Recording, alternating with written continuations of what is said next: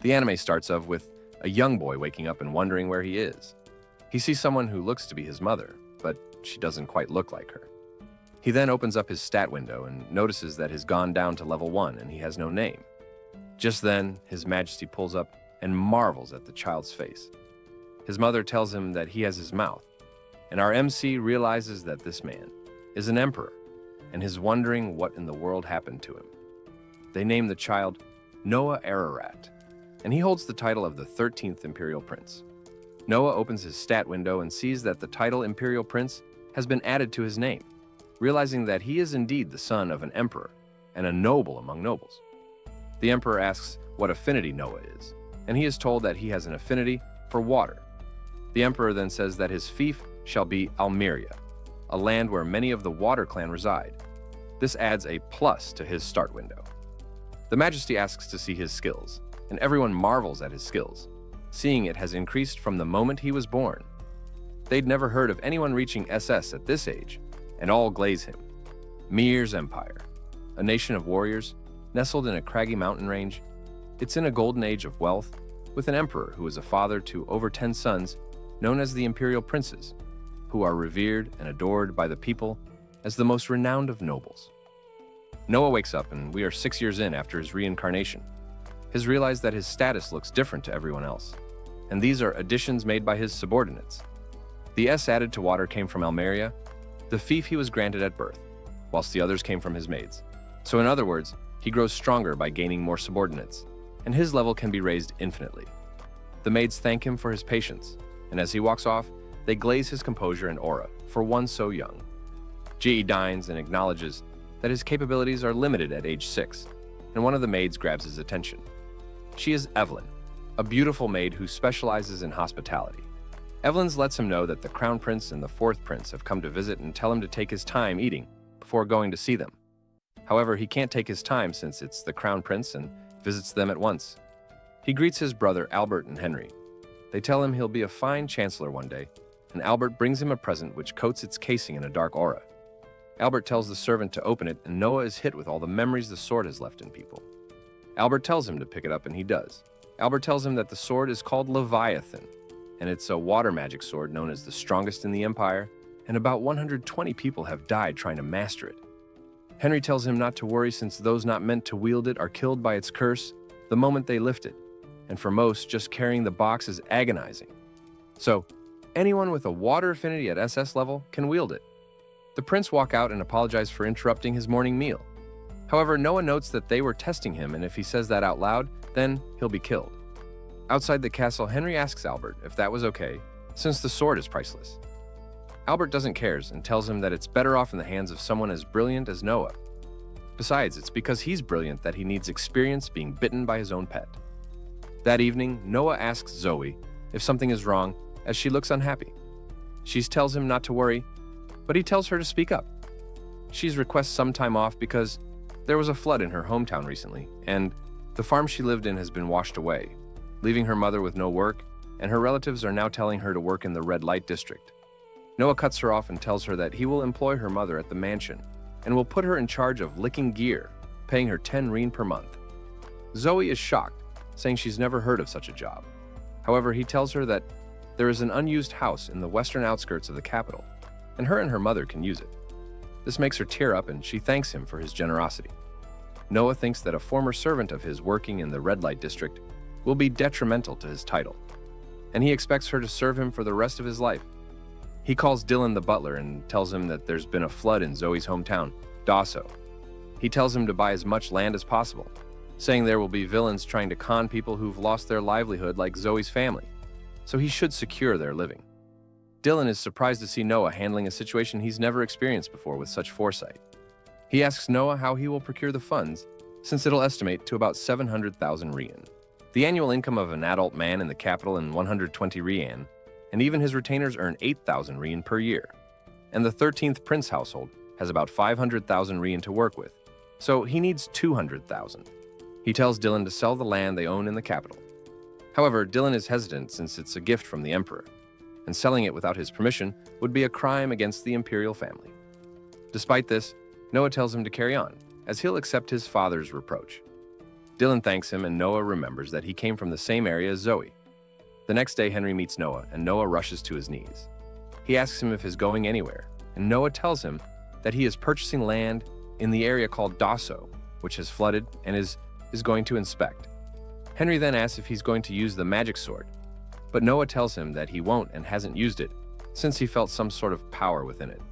Henry tells Noah that he looked into the sword and it seems to have a will of its own. The sword only obeys the it recognizes as its master. He tells him that he can carry it, but he shouldn't use it, saying he will die.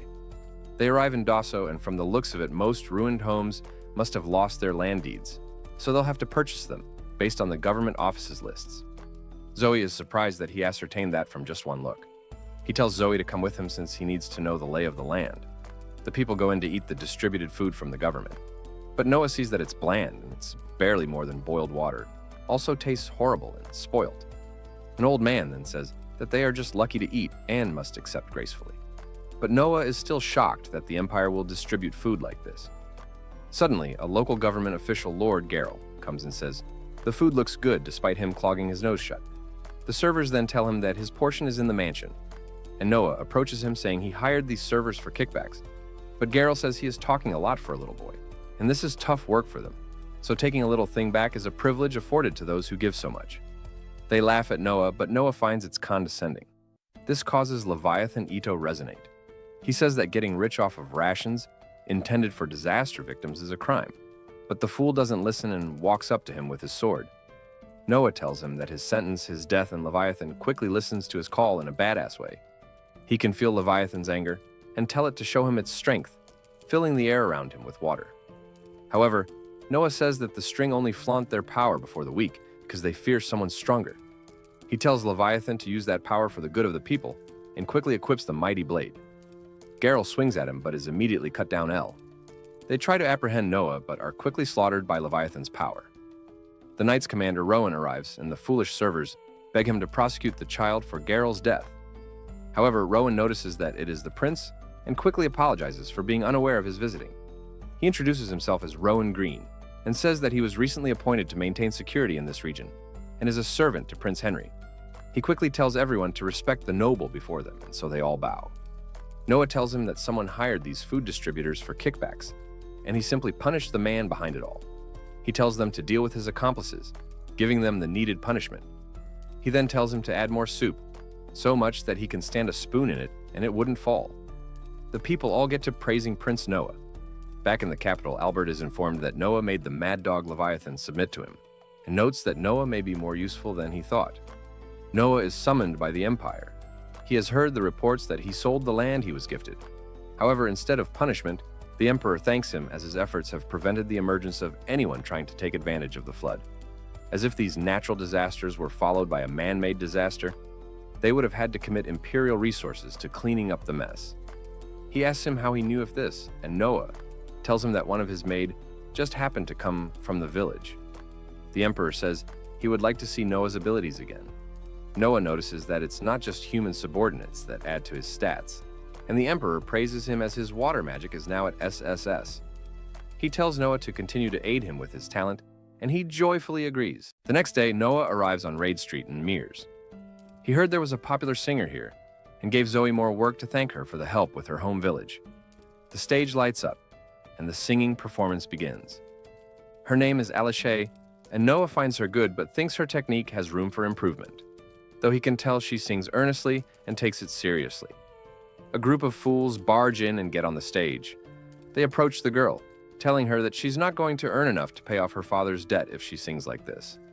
She tells them that this is all she has, and they grab onto her, saying that there's a way a woman can repay those debts, surrounding her like dogs. However, Noah steps in and recites Imperial Law 67, Article 2. It is illegal to make children assume their parents' debts. They grab him, and he quickly stabs them with Leviathan's aura. They run out and tell him that they'll remember this, but he simply tells the man in charge to send those men to him if they return. He realizes that he is a prince, as does everyone at the event. Noah tells Alice that the singing was nice, and asks how much her living expenses are. He tells her that he'll pay her 28 reen a month if she concentrates on her singing, and will increase the amount if she improves. She thanks him, and he tells her to carry on the show. Later, when he arrives at the mansion, he notices those scum fools at the gate and is told that they came to apologize to him. He realizes that they must have learned his title and tells the maid to send them away. A prince isn't someone they can just see whenever they want. His brother Henry congratulates him and says that granting an audience to men like them without a second thought would only devalue the standing of royalty and Noah's princedom. Noah tells him that that's true, but he has another reason as well. They go inside and he tells Henry about it all, explaining that letting the fools think he was still angry would stop them from bothering the singer any longer. Henry is impressed that he could think that far at his age, saying that Frank and Gary are close to him in age but don't think like him at all. He says that despite all the teachings Gary receives, he still hasn't learned his manners. Noah notes that they may be his brothers, but they all have different mothers. Since Henry and Gary have the same mother, they have a different connection. Henry brings up how Noah has seemingly mastered Leviathan, but Noah tells him it's all thanks to him for telling him that it has its own will. He asks him how he manages to carry such a heavy weapon around, and Noah pulls it out of nowhere, surprising Henry. He tells him that he hides it in his sleeve and that the sword taught him how to do that. Henry sees this as unprecedented, since the sword had its own will and was isolated for 2 centuries as a national treasure. He simply calls Noah amazing. That night, one of the fools begging gets frustrated and yells at Noah to not ignore them. His friends try to calm him down, but he keeps saying that he will kill Noah anywhere and anytime. This prompts Noah to force him down with a gaze. Henry then asks what he did this time, and Noah tells him that he only unleashed a tiny bit of Leviathan's power and used it to threaten them. Later, he meets with a gentleman named Reincarnation and enters the building. Everyone claps as he walks through, seeing that he is the 13th prince and very dignified given his age. Reincarnation then asks what is on his waist, and Noah tells him that it is Leviathan, gifted to him by the crown prince. Everyone is speechless, seeing as it's a national treasure. However, one bum says that it's just a toy replica, and everyone hears him. This leads Leviathan to unleash its aura at everyone in the vicinity, leaving them in agony. Noah stops Leviathan and also praises him. Funnily enough, they all praise the prince for being able to control such a weapon and realize it is very much not a replica. Reincarnation then asks Noah what they should do with the foolish man, but Noah tells him to leave him be. Later that evening, everyone lines up and introduces themselves to the prince. A man named Byron Allen, the head of the Allen Company, comes forward and introduces his daughter, Cindy Allen. Noah can tell that his daughter is adopted and notes that he has the bearing of someone high class, whereas his daughter does not. Byron is amazed by how keen Noah is, but Noah says that Byron took in a former slave as a daughter, and he could tell by her look. Byron says that he is correct, and that he originally bought her as a slave, but since she learns quickly, he's been teaching her as his adopted daughter. Noah loves this and tells him that he will invite him to his mansion sometime to hear more about her. They quickly leave, and Noah notes that Byron knew when to leave, as staying any longer would invite envy. He also says there was another reason he could tell she wasn't his real daughter. She had been protecting Byron since the first time he used Leviathan, whereas a girl her age would normally defend herself. The next day, Oscar, the 8th prince, sees Noah and asks what he's up to. Noah tells him that he's taking a stroll, and Oscar calls him interesting for moving without a carriage. He tells Noah to join him on a treasure hunt. They're on Cobalt Street, a place where antiques from all over the empire can be found, as well as counterfeits. They look at different items, and Noah asks the vendor how much a book costs. He says 3 rein, and Noah buys it instantly. Oscar notices that it's the Grimoire of Andrea, the legendary sorcerer. He says that it's a treasure and could go for 1,000 rein. He asks how Noah knew what it was, but Noah didn't. The moment he touches it, a plus is added to his win stat. Only beings with wills of their own can add to his stats. The book opens up and releases the sorcerer's soul within it. Oscar tells Noah to run, as it's a vengeful spirit, but Noah strikes it down with Leviathan and quickly notices that it added an S to his stat. Noah asks Oscar if he's fine, and Oscar says he is. He asks if there were any damages, but Noah says he aimed upward, so there shouldn't be. Oscar's amazed at his quick thinking and didn't realize he had become so strong. One of the vendors approaches Noah, and having witnessed his power, asks him to see an artifact. They go to the shop, and the vendor says that it's a ring said to only show its true form when true power appears. He has shown it to many people, but the ring never responds. Noah thinks it may be trash, but the vendor says that he has tried to get rid of it many times, only for it to keep coming back. Noah tries it on, and the ring instantly responds. It speaks and recognizes Noah as its owner, then armorizes him, coating him in armor. Noah sees no change to his stats, so it isn't the same as Leviathan or the Grimoire. However, he says he'll take it and will have the payment sent over. Oscar says he'll handle the payment, and that Noah should consider it a present, saying there's something different about him. He drops him off, and Noah is attacked by one of those foolish bums. However, he uses the ring as a shield, and the fool is immediately apprehended. Oscar asks him what he just did, and Noah tells him that he linked the gift to Leviathan, and that it reacted to hostility with automatic defense. Oscar marvels at how incredible Noah is. He goes back to hear the young girl sing. He wants to tell her that the man is done for after attacking him, so she has nothing to worry about. However, two fools rush in and battle over who will take her. Noah stops the altercation and tells the owner not to let guys like them in anymore. The owner says that customers like them keep his business going, so Noah says he'll purchase the business and buys it immediately for 1,000 rein, which the owner accepts happily. The lady asks how she can repay him for all his help, but he tells her to sing, and sing well, because he wants her to sing for the emperor one day, so she should devote herself. She agrees, and the show goes on. The episode starts off with Noah being told that he has a guest, Dead Marley, the Governor General of Wholejoy. Noah tells his maids to let him in. We learn that the royal family has a custom of granting fiefs to princes so they can learn about governing affairs, and for that reason, the people of each fief revere the prince serving as their lord as if he were a monarch. Dead Marley was born in Almeria, but now works in a land called Wholejoy, and he is no exception. He greets Noah, but Noah informs him there's no need for formalities and tells him to have a seat, noting that this is the second time they've met, the first being about a year and a half ago when the emperor appointed Dead Marley as governor general. Noah asks him how things are going. Since the last he recalls, Marley was given an imperial order to manage flood control in Wholejoy. We're also told that Wholejoy is a fertile, grain-producing region located at the bend of a large river, but it suffers from flooding on occasion. Because of this, the emperor appointed Marley in hopes that he would stabilize it. Noah asks him what the problem is, and Marley responds by saying that they haven't received any funding and can't use money they don't have. This surprises Noah, as this was an imperial order. Marley then explains that the Home Ministry keeps coming up with excuses not to provide the funds.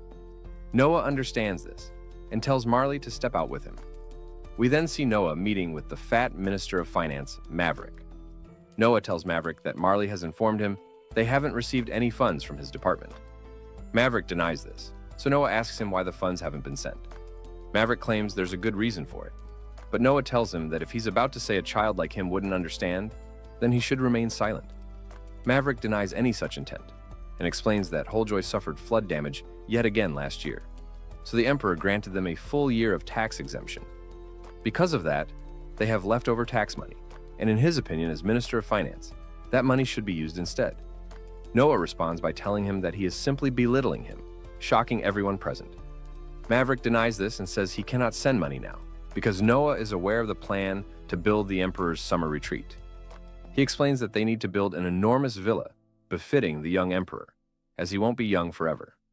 This upsets Noah, and he tells the fat minister that he is committing a grave crime against the royal family, essentially saying, this flooded region needs flood control, but we're building a villa, so we can't spare the money.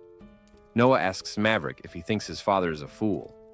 Maverick immediately begins begging, saying he meant nothing of the sort. Noah then orders him to distribute the funds, or he will speak to the emperor personally, causing Maverick to rush off to do just that. Seeing this, Marley begins praising the young prince, expressing his utmost gratitude and complimenting his negotiation skills, while also apologizing for putting him in such a foolish position. However, all Noah sees is that Marley tried to take advantage of his status as a prince to force his demands through. Marley then sets out to proceed with the flood control measures, bidding Noah farewell. Shortly after, Noah is approached with a message from the emperor, summoning him to appear in person. Noah arrives before the emperor, who tells him to relax, and congratulates him on handling the matter with Maverick. Noah is shocked at how quickly the emperor learned of this, as it had just happened, but the emperor simply tells him that information is a weapon, and that he should make a habit of keeping his blade polished. The emperor explains that there are many slick tongues skilled in flattery, and few people who can naturally do the right thing, but Noah did. He praises his 6-year-old son and tells him to stand. The emperor is surprised by how Leviathan looks and considers it remarkable that Noah has mastered such a sword despite its dark history. He tells Noah that it would serve him well to learn the techniques to wield it properly, and reveals that he has summoned a swordsmanship instructor, Damian Noble, the Empire's greatest swordsman. Damien offers to spar with Noah to test his aptitude rather than technique, since he's only a child, and the Emperor agrees. As the spar begins, Noah draws Leviathan, and the memories of its past users begin to flow into him, allowing him to completely dominate Damien. Damien apologizes to the Emperor, saying there's nothing more he can teach the young prince. He explains that, while Noah's strength and speed are that of a child, his technique alone was enough to disarm him, stating that their glorious prince already possesses the swordsmanship of a master, and that it would be presumptuous to try to teach him. The Emperor understands this and laughs proudly, once again praising Noah and telling him that he will serve as the head judge of this year's knight selection exam. Noah accepts the task gracefully. We're then told that the knight selection exam is an annual event involving participants from all corners of the empire. In this nation, which treasures its military, it's said that the way of the warrior is the only path to success by merit. Fighters who win their regional preliminaries meet in the capital for the final battle, and the one who emerges victorious earns the title of knight and immediately joins the upper ranks of society. The first job of the new knight is to become a subordinate of the head judge, leading Noah to realize that having a strong knight in his service would make him even stronger. The Emperor asks Damien how Noah should judge the event, whether by round robin or elimination, but notes that the decision belongs to the head judge. Noah requests that the regional preliminaries be abolished and that all judging be done in the capital under his supervision. He explains that the empire is vast, and he can't personally oversee every regional preliminary, so he doesn't want strong candidates excluded for arbitrary reasons. He's told to do as he pleases. Later, Noah asks Zoe if there will be any knights participating from her village. She says yes, as one person will be sent to bring glory back home. Noah tells her he's done away with the preliminaries this year, meaning they can send as many as they like. However, Zoe explains that their village only sends one challenger due to the cost of lodging and food, and that even sending one person requires every villager to chip in. Hearing this, Noah tells her he will cover all travel and lodging expenses. Zoe wonders if that will cost a lot of money, but Noah explains that it doesn't mean starting from scratch. He calls in Dylan and orders him to find out how many vacant houses exist in the capital, and to buy them all. If that's not enough, they should build more dormitories. He also tells him to contact all connected merchants, earning praise from Zoe. Noah later meets with one of the merchants, who presents him with the total cost.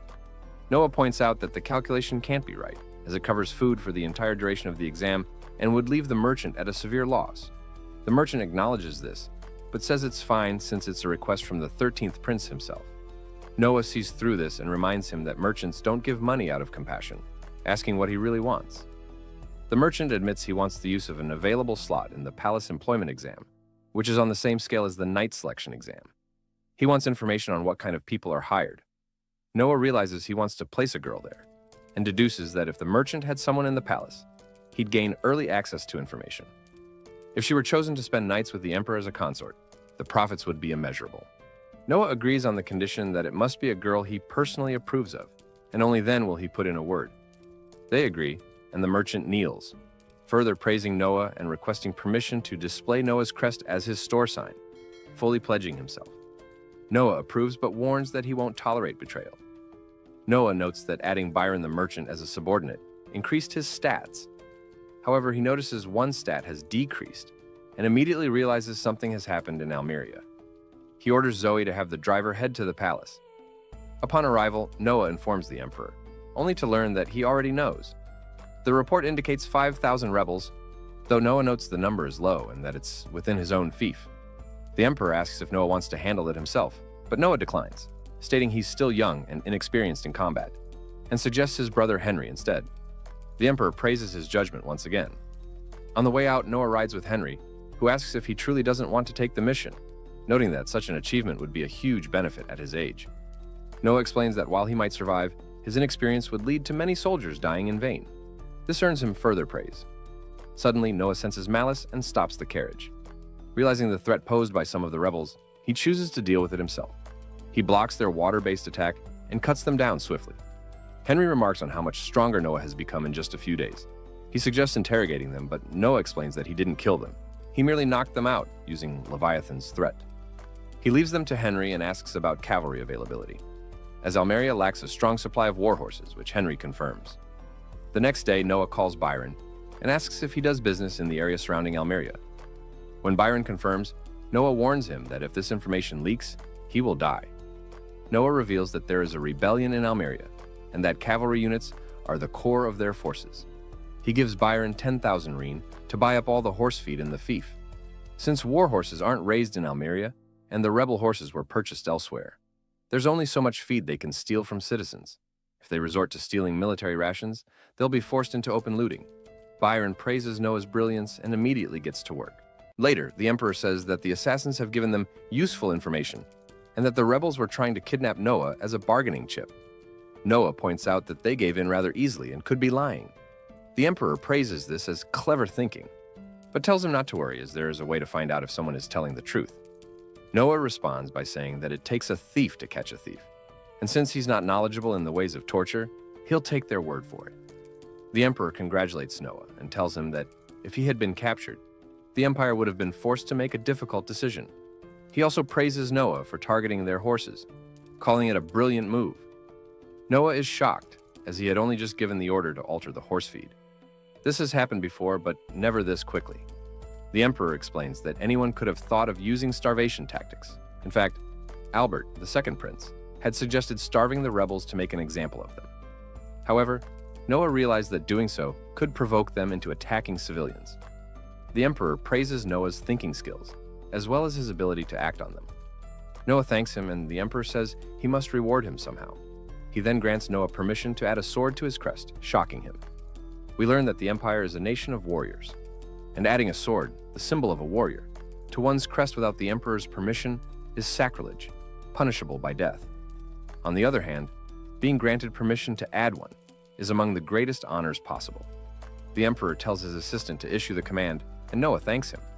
Later, while walking, Noah runs into Byron, who tells him he has been waiting. Byron explains that there are only so many types of feed designed to be transported, and since they know the route used to bring it in, buying it all won't be difficult. However, regarding Carfin, the leader of the rebels, Byron warns that he is extremely tenacious and will do whatever it takes to achieve his goal. He tells Noah to be careful. As they talk, Zoe interrupts and apologizes, saying that there is a wounded man at the gate who claims to have an urgent report. At the gate, the man greets Noah and introduces himself as a Decurion from the province of Adora in Almeria. He explains that a rebellion has begun there, and while his superiors suggested joining the uprising, he couldn't go along with it. Instead, he fled to report the situation. Noah thanks him for his loyalty and tells Zoe to treat his wounds. He then orders her to give the man a reward of 1,000 reen, shocking Byron.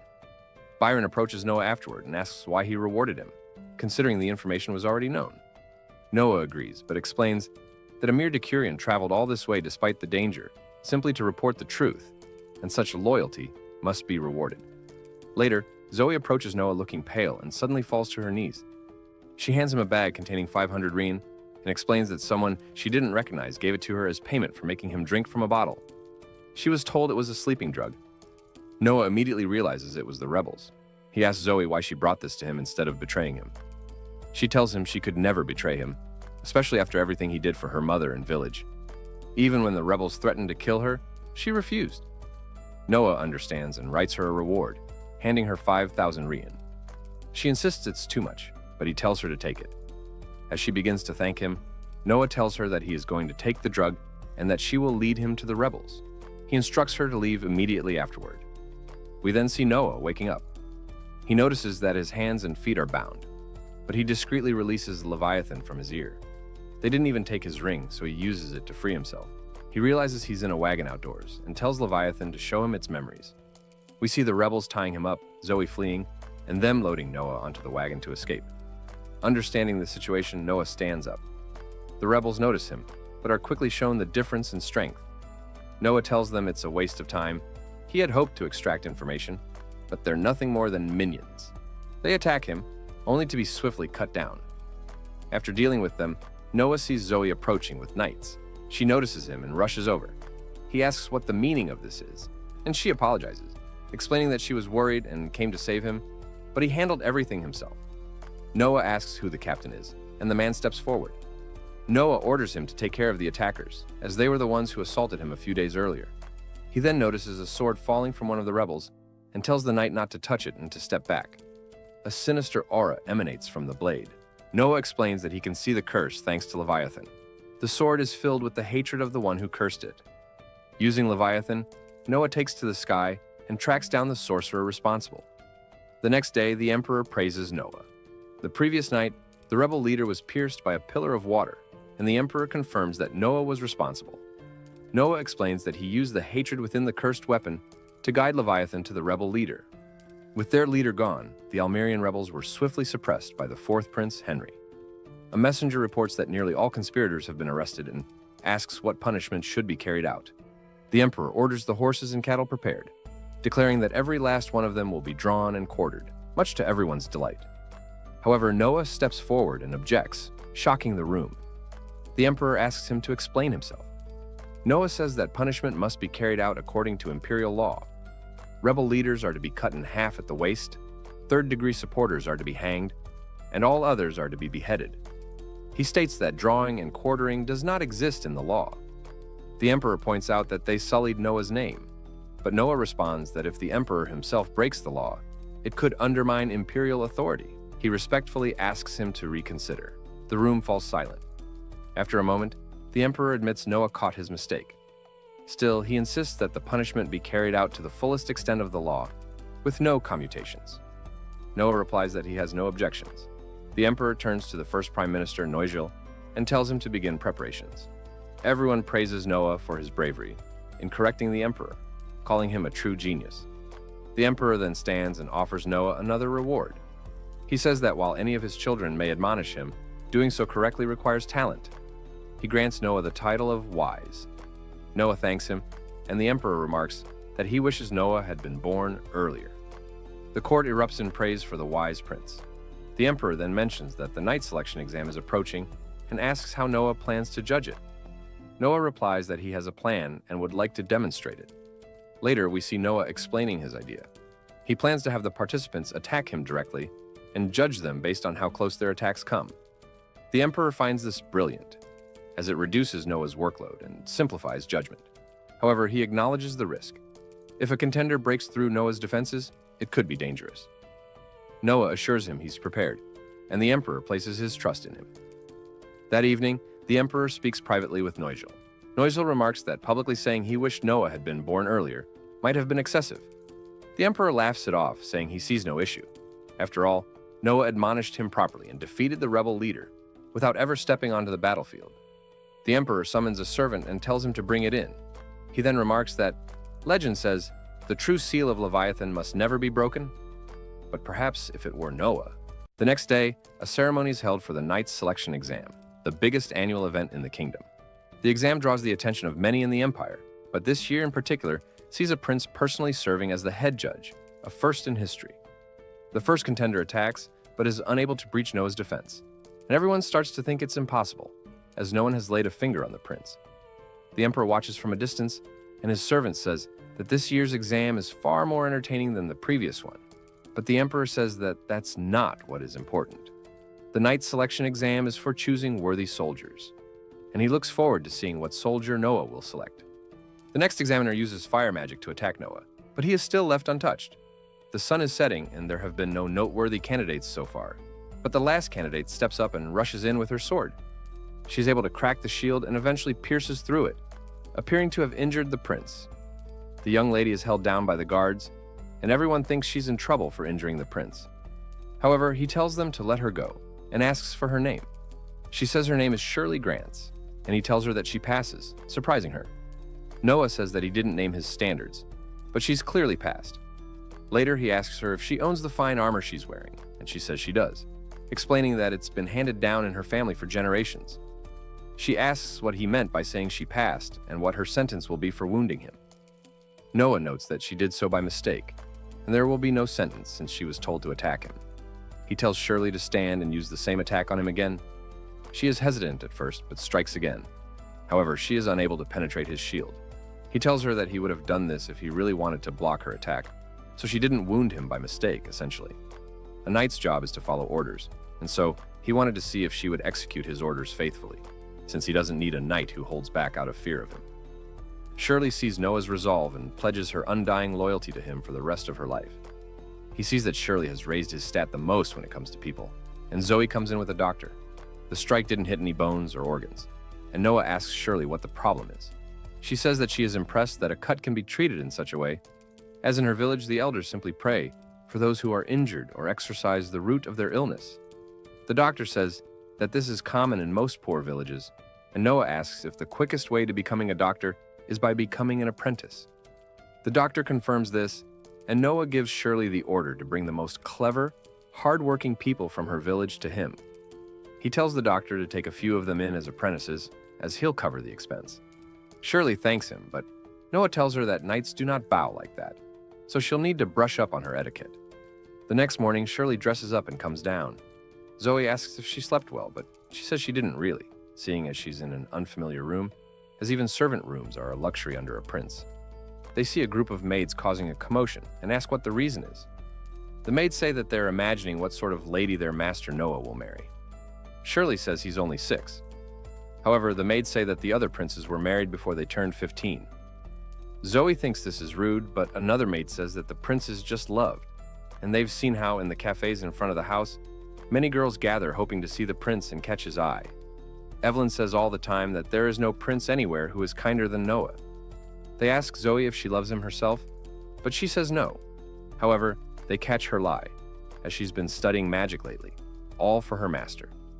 She says she just wants to be useful to him, and is happy to serve him. Noah is told that the knight's selection exam is complete, and is given the report for the participants. The knight thanks him for his screening methods, since all the knights this year are exceptional and have expressed their gratitude. Noah tells him to tell them that he's grateful for their help in running it as well, and tells Shirley to see him off. As he sets off, Shirley thanks him for paying them a visit, but the knight tells her that they're both knights, so such formality isn't needed. The knight realizes that Noah sent her off to see off the lowly knight as part of her training. He gives her a word of advice as her senior. You can't go wrong if you stick with him. Later, Alice performs at the mansion for Noah, and Byron and his daughter make an appearance. He congratulates Noah on the success of the knight's selection exam. However, Noah tells him that the party is to congratulate them both, and that they shouldn't waste their time with him, and should go enjoy themselves. He also tells them that there are merchants with deep ties to the 13th prince's house, so they can cultivate friends. The performance ends, and Zoe brings a letter addressed to Noah. Zoe tells him that the guard at the door said the person who delivered it ran away, and that it may contain classified information, which is why she brought it. He opens it and sees that there's unsettling movement among the remnants of the Almerian rebels. Whoever delivered this has gone back to investigate undercover. He realizes that it's the soldier from before who informed him long ago. Zoe mentions that the man seemed to admire him a great deal. Noah considers this bad, as playing pretend spy with no training is too dangerous. If exposed, he'll be killed. Noah says that his brother Henry should be there, and that he'll send a message asking him to stop this. Later, Noah receives a return letter saying that the man was exposed and tortured.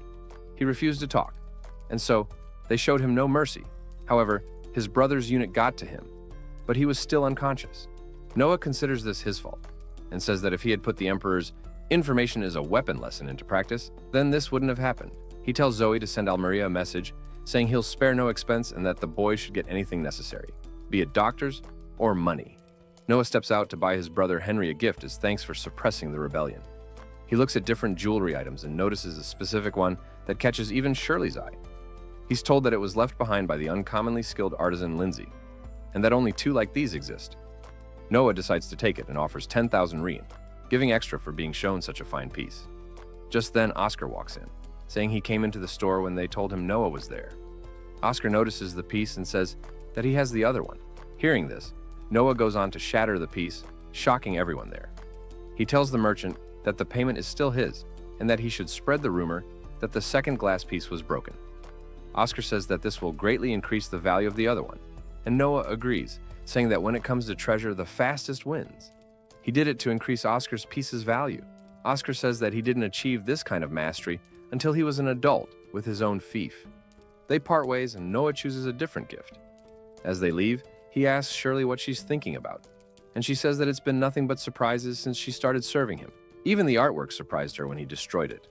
However, Noah says that it's just an object, and that those who risk their lives to bring him information, work their hardest, and devote their loyalty to him are the real treasures, including her. Shirley marvels at the prince, saying that he's like the benevolent rulers she saw in plays, and says she'll serve him for the rest of her life. 6 years pass, and we see Noah much older as he walks through the castle halls, now 12 years of age. With his new age, Noah dines and asks one of the maids, Gigi, if anything is bothering her, as she's stood alone by the window. She says it's nothing and is just amazed at the line of people bringing him gifts for his birthday, even after it ended 3 days ago. Zoe isn't surprised, as it lasted a week last year. Noah tells Gigi that the items received and their senders need to be recorded in detail. So it's quite time-consuming. However, he knows Evelyn will take care of it. Noah is now 12 years old and has been recognized for fully mastering the magic sword Leviathan. And by direct imperial order, he is stationed at the Ministry of Military Affairs, which presides over the Imperial Army. The minister of this ministry is Prince Henry. Noah meets with his brother and asks why he wished to see him. Henry wants his opinion. He received an imperial command to have Rice, the person standing next to him, lead a force to suppress a rebellion at the southern border. If those barbarians are shown any compassion, they'll get cocky, so they're dispatching a regular army to keep them in check. We get a good look at Rice Keiki, a direct subordinate of Prince Henry, and aside from his many acts of valor, he's more than talented enough to lead an army. Noah asks one question. He asks how many soldiers there really are, and Rice is startled. He repeats his question again, and Rice refuses to respond adequately. Henry asks Noah what he means by truly, and confronts Rice as to what he's hiding. He takes to his knees and apologizes. However, Noah tells Henry that it's not a serious matter. The Imperial forces receive funding from the Ministry of Military Affairs based on how many soldiers are registered. So it's common for generals to register non-soldiers, such as merchants and collaborators, and keep the excess funding for themselves. Noah tells Rice to stop cowering and tells him that it's within a general's authority to add new soldiers, so he's not trying to place blame. He tells him that normally it'll be fine, as registering soldiers in name can only serve as a deterrent. Henry agrees, saying that you can have an army of 100,000, even if that isn't the actual number.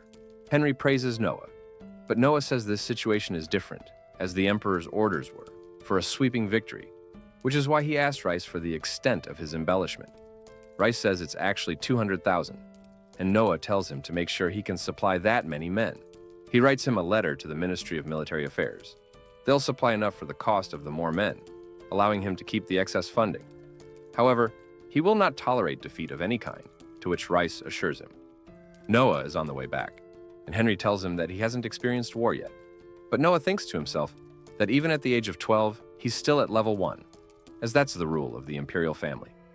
Many royal babies die prematurely, meaning they don't survive long after birth. Most of these deaths are identified as murders by poison, by those competing for more power. Either way, a prince is highly valuable and isn't permitted to go into battle until they reach adulthood. Henry tells him that it'll look good for him to gain some experience and start ruling his field. However, Noah tells him that if the Emperor orders him to do so, then he'll go at any time. As they speak, a random girl runs into the horse's path and urges them to help her. That's when a band of guys walk out and grab the girl by her hair as punishment for running. However, Noah tells them to stop, and they tell our mighty prince to stay out of their business, but he ignores them. Noah asks them for the name of their business and its registration, as unregistered slave trading is a serious crime under imperial law. The fools just launch an attack towards him, but he realizes Leviathan and swiftly cooks them all, with everyone praising and glazing him. He asks the girl if she's fine and confirms with her that these are underground slave traders. The girl starts to cry more, and a stinking-looking old guy walks out of the corner and greets the wise prince. He says that he makes a living off kids like these, saying that he works for the first prince, Gilbert. Noah is surprised that not only does this guy know who he is, but he's also threatening him by telling him not to meddle in his affairs since he has his senior brother's backing. The old punk says that he doesn't want to make a scene and tells Noah to pretend he never saw this. Noah asks Henry if he knows this man, but he doesn't. Noah tells the punk that neither of them know of him, and as soon as he tries to talk, Noah uses Leviathan, and the man suddenly collapses. He then tells the crowd that this scoundrel had the nerve to claim he serves the first prince, and may have fooled others but couldn't fool him or his brother. He tells them to apprehend the men and take them to the first prince's estate, explaining that they're scoundrels who falsely claim to work for Gilbert. Henry praises him like he always does, and Noah says that if they truly worked for Gilbert, then he couldn't kill them, and would rather Gilbert handle them himself. Mr. Glazer then says that the way Noah does things always surprises and amazes him. Back at the mansion, Noah is briefed that a messenger from Prince Gilbert came around, thanking him for catching those bums, as he interrogated them, and they were indeed falsely claiming his name to run their illicit business. Gilbert intended to send them to court the next day, but they committed suicide, whilst he turned his back. Noah asks if Gilbert ordered those men to run their illicit underground slave trade, and Henry confirms, saying that he absorbed himself in acquiring shops, buying private estates, and senseless activities like that for a long time. Noah says he can't blame him, as Gilbert may be the first prince, but he's a concubine's son and can't succeed to the throne, so he probably vented his frustration by looking for something he can do without succeeding to the throne, and the slave trade and private estates are just proxies. Mr. Glazer continues to glaze Noah's excellence and brilliance given his age. Later, Noah tells the kids that they will not be sold and are all free. However, they have nowhere to go and were sold for many reasons, like in exchange for money to buy a bag of rice seeds. Noah figures that if they go back home, they'll just be sold again, so he tells Dylan that he'll be taking them in and tells him to find jobs and a place to sleep for them, as well as help if any of them wishes to study. A girl asks if he's going to, but then he tells them that he isn't, and if they want to leave, then they're free to do so at any time. Dylan tells them to be grateful for the prince's kindness and do their best, and they quickly do so and leave. The next day, Evelyn tells Noah that all his gifts have been handled. However, Noah doesn't need to hear that. He gives her a slip and tells her that it's her dismissal, as he'd like her to be the administrator of a small region within Almeria. She is surprised, and he tells her that she's now a proper government official. We are then told that an administrator is a key office, and is also known as a magistrate, so this is a major promotion for a maid. The fief that the prince receives from the emperor is vast, and so it'll be impossible for him to rule over it all by himself. So he has assigned administrators to various regions to act as his proxies. Noah says that he's been watching her for many years, and she's the most clever of all his maids. She's hesitant and says that she wants to keep working with him. He knows this, but tells her that she can and will grow. He tells her that once people get to know her and why he put her there, they'll know that he's an excellent judge of character, telling Evelyn to leave the mansion and work for him. She blushes and immediately accepts before taking her leave. The emperor tells Noah that he's heard his story about how he defended Gilbert's honor, but Noah says that it was coincidental and merely captured people that broke the law. Noah figures that his brother reported it himself, as that is the smarter option, as instead of keeping secrets, he's made it appear as if his hands are clean. The emperor asks what kind of punishment is taken for underground slave trading again, and Noah says that in cases of unregistered slave trading, the ringleader's dominant arm is to be severed and any others involved are drafted into military service. The prime minister confirms this, and the emperor makes sure to ask if Noah was injured, but obviously he wasn't. The emperor then says that if it had been him, he would have been defeated while debating whether to reveal his identity. However, the prime minister tells him that that would amount to a crime against the imperial family, and everyone laughs. However, Noah disagrees and tells him that under imperial law, if the criminal does not know His Majesty's identity, in other words, if he is undercover and has not yet named himself, then there is no crime against the imperial family. It is merely treated as assault, shocking them all. Noah thinks he went too far, as it's not worth dictating the truth in such a manner that makes the prime minister look bad. However, the emperor laughs, saying he won the bet. Bush is confused, and the emperor says that they had a little bet to see if he could describe the law. The emperor says that he always knew that Noah was strict and impartial in matters of the law, so he was just checking to make sure. He rises up and appoints Noah as the Minister of Justice, making him the second minister prince after the fourth prince, Henry. They all shout to praise the young prince as per usual. Later, Noah thinks that all he did was answer a question, and yet he was appointed, thinking something else was behind the decision. Everyone is captivated by our girl's singing, which is the reason why she's the most popular songstress in the empire at the moment, with such a beautiful voice.